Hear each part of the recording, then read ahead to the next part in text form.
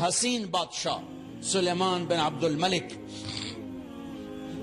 سب سے حسین، 42 سال کی عمر، جوانی، اس کی میت کو قبر کے قریب کیا گیا تو ہلنے لگا تو اس کے بیٹوں نے کہا ہمارے ابا زندہ ہیں، وہ سکتہ ہو گیا ہے، زندہ ہیں۔ عمر بن عبدالعزیز رضی اللہ رحمت اللہ علیہ فرمانے لگے ارے بھتیجو زندہ نہیں ہے، قبر کا عذاب جلدی شروع ہو گیا ہے، بل عجل اللہ بالعقوبہ، چھپاؤ، جلدی چھپاؤ۔ عمر بن عبدالعزیز جس تخت پر بیٹھے اس پر سلیمان تھا، اس پر ولید تھا، اس پر عبد الملک تھا، ان تینوں نے اپنے من کو راضی کیا، عمر بن عبدالعزیز نے اپنے رب کو راضی کیا۔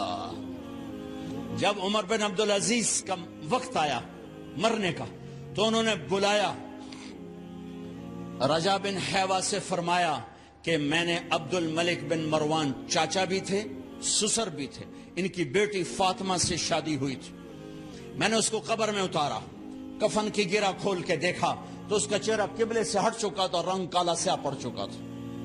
عبد الملک بن مروان گورا چٹا تھا، یہ جگہ سرخ تھی، کالا۔ پھر میں نے ولید کو قبر میں اتارا، اس کا بیٹا 10 سال حکومت کی، اس نے 21 سال حکومت کی، اس نے 10 سال کی، ولید بن عبد الملک۔ میں نے اس کے کفن کی گرہ کو کھول کے دیکھا تو اس کا رنگ سیاہ ہو چکا تھا اور قبلہ کی طرف سے چہرہ پھر چکا تھا۔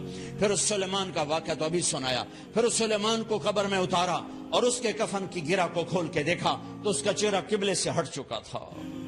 اب میں جا رہا ہوں، مجھے دیکھنا۔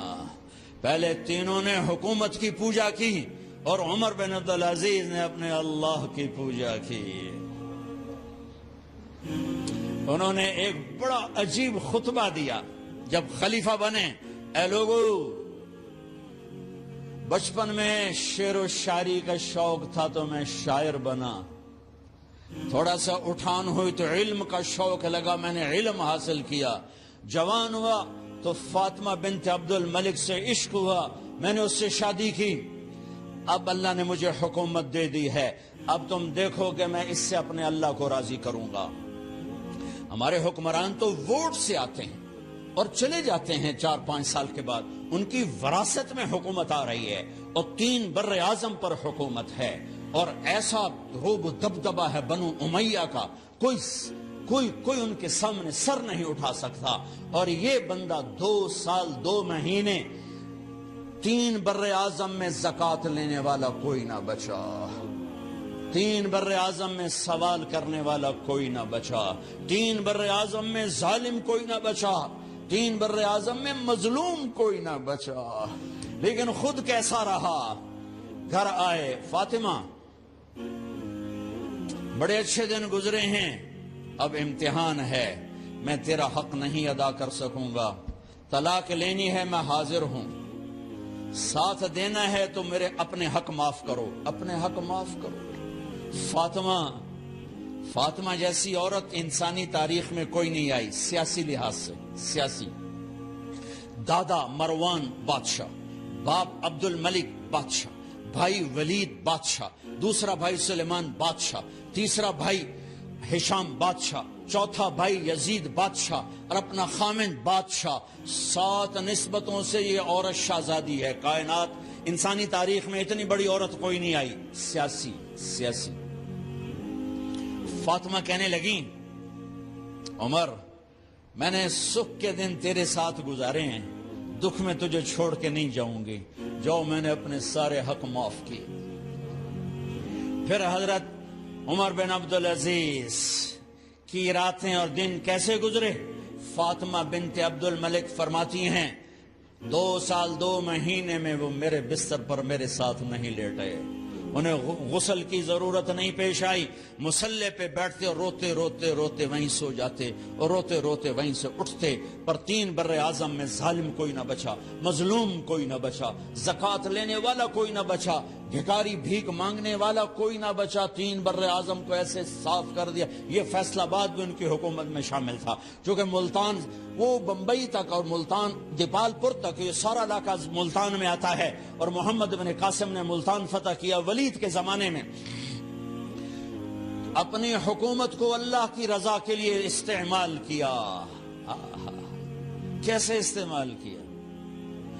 سارے مال فاطمہ کا سارا زیور بیت المال میں ڈال دیا. تنخواہ پہ آ گئے. عید کا موقع آیا. بچوں نے ماں سے کہا 12 بچے تھے, بچیاں 12 بچے بچیاں, ہمیں کپڑے لے کر دو, عید آ رہی ہے, ہر آدمی اپنے بچوں کے لیے کپڑے لے رہا ہے. ہمارے بچے بھی کہہ رہے ہیں کپڑے لیں, جاؤ بھائی لو. فاطمہ کے پاس عمر 3 بر اعظم کے بادشاہ کے بچے آ رہے ہیں. ماں جی عید آ رہی, کپڑے تو لے دیں, ابا سے کہیں. کہ ابا سے بات کرتی ہوں. ابا تشریف لائے, خزانے لبالب بھرے ہوئے گندم کے ڈھیر کی طرح. کہ امیر المومنین بچے کپڑے مانگ رہے ہیں. فاطمہ میرے پاس تو پیسے نہیں, میں کہاں سے کپڑے لوں, بچوں کا کیا کروں؟ کہ مجھے بھی نہیں پتا کیا کروں. اس کے پہلے 3 حکمرانوں نے لوٹ مار کے بازار گرم کیے, ظلم و ستم کے پہاڑ توڑے, اور آج اسی خزانے پہ ایک شخص بیٹھا ہے جو اللہ کو راضی کرنے کے جھنڈے گاڑ رہا ہے. تو فاطمہ نے کہا آپ ایسا کریں, اگلے مہینے کی تنخواہ ایڈوانس لے لیں, اس سے میں اپنے بچوں کو کپڑے لے دیتی ہوں, اور گھر کا خرچہ میں مزدوری کر کے گھر کی روٹی چلا لوں گی. ارے اپنی تاریخ پڑھو, صرف ڈرامے ہی نہ دیکھتے رہ جاؤ, صرف گانے ہی نہ سنتے رہ جاؤ. اور بھی دکھ ہیں زمانے میں محبت کے سوا, راحتیں اور بھی ہیں وصل کی راحت کے سوا. انہوں نے اپنے بلایا وزیر خزانہ مزاحم, اپنا ہی غلام. ہاں بھائی مزاحم, ہمیں بچوں کے کپڑے چاہیے, تو اگلے مہینے کی تنخواہ ایڈوانس مل جائے. وہ کہنے لگے امیر المومنین آپ مجھے لکھ کر دے دیں کہ آپ 1 مہینہ زندہ رہیں گے, میں آپ کو تنخواہ دے دیتا ہوں. عمر بن عبدالعزیز سر جھکایا, اٹھے, گھر گئے. فاطمہ میرے بچوں سے کہہ دو کہ تمہارا باپ کپڑے لے کے نہیں دے سکتا. اپنی تاریخ تو دیکھو.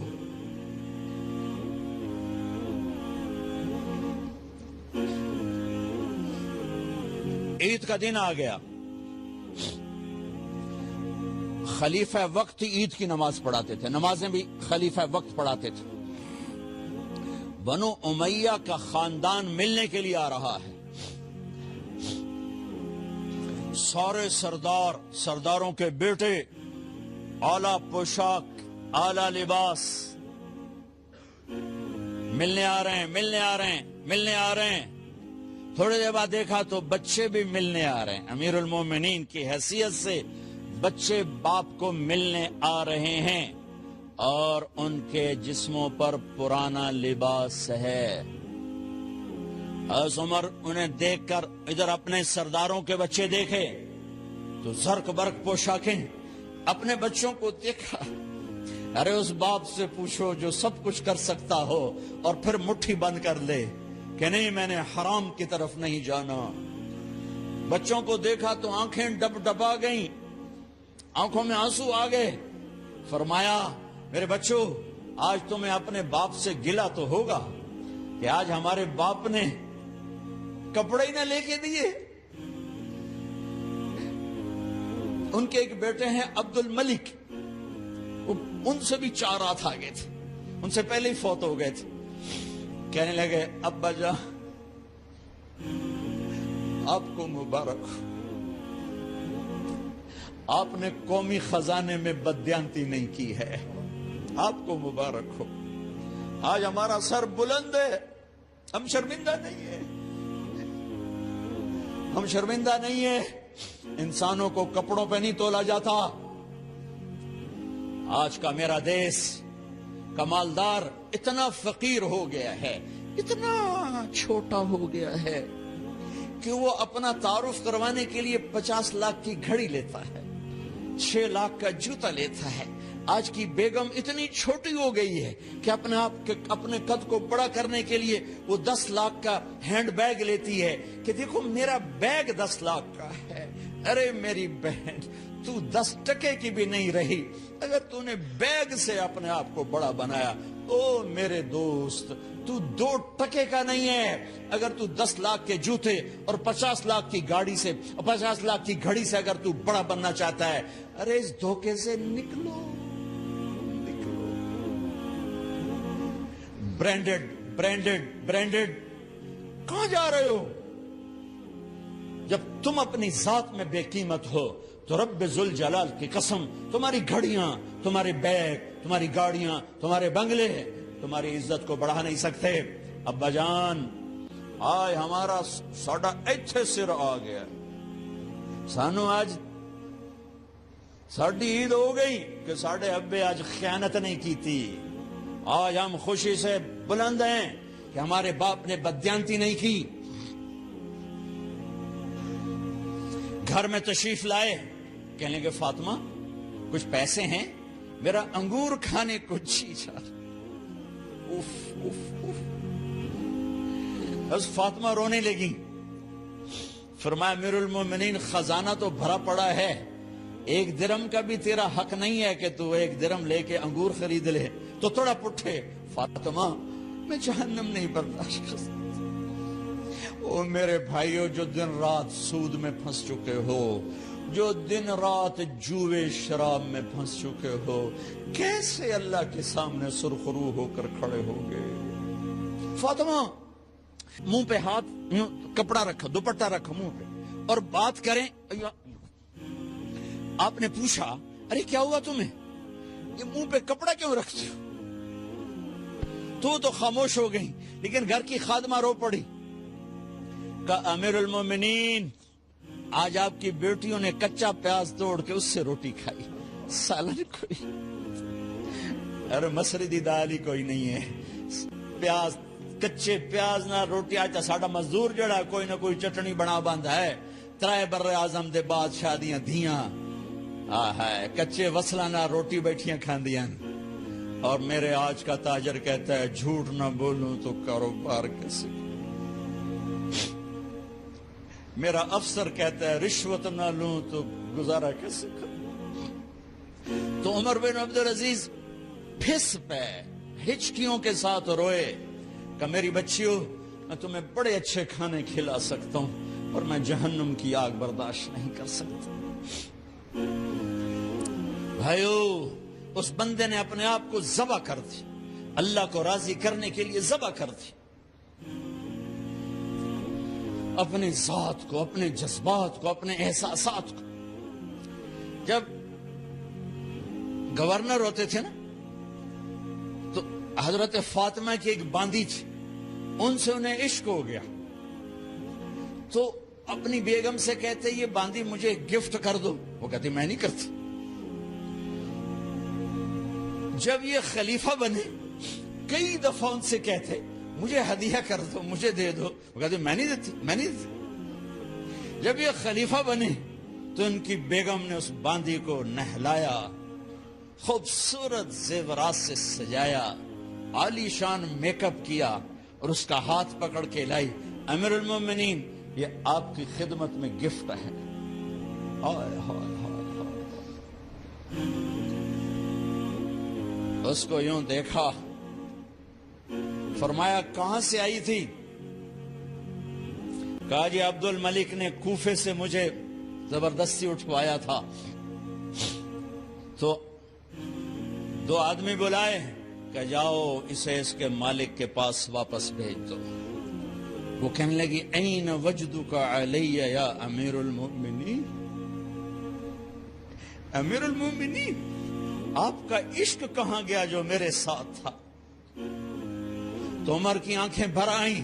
कहा, वो पहले से भी ज्यादा है, लेकिन तुम्हें अल्लाह के लिए कुर्बान करता। मैं अपने इश्क को अल्लाह के लिए कुर्बान करता। हाँ, अब अल्लाह ने सिला क्या दिया? जब इंतकाल हुआ, होने लगा, तो बुलाया रजा को, जो मैं बात पहले छोड़ के इधर उधर उनकी थोड़ी सीरत बताई कि रजा, अब मैं मरने लगा हूं। अब्दुल मलिक काला हो गया था, ولید کالا ہو گیا تھا، سلیمان کالا ہو گیا تھا. یہ کیوں کالے ہوئے تھے؟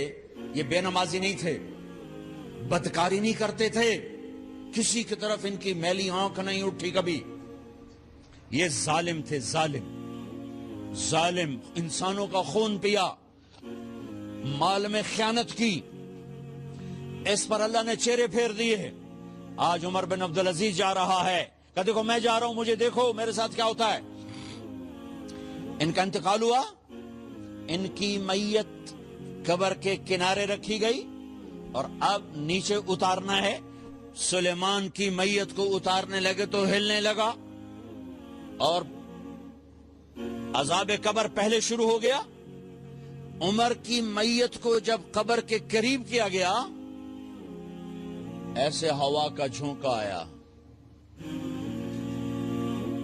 ایک پرچہ ایسے لہراتا ہوا یوں آیا، یوں آیا، یوں آیا اور عمر کے سینے پر گر گیا.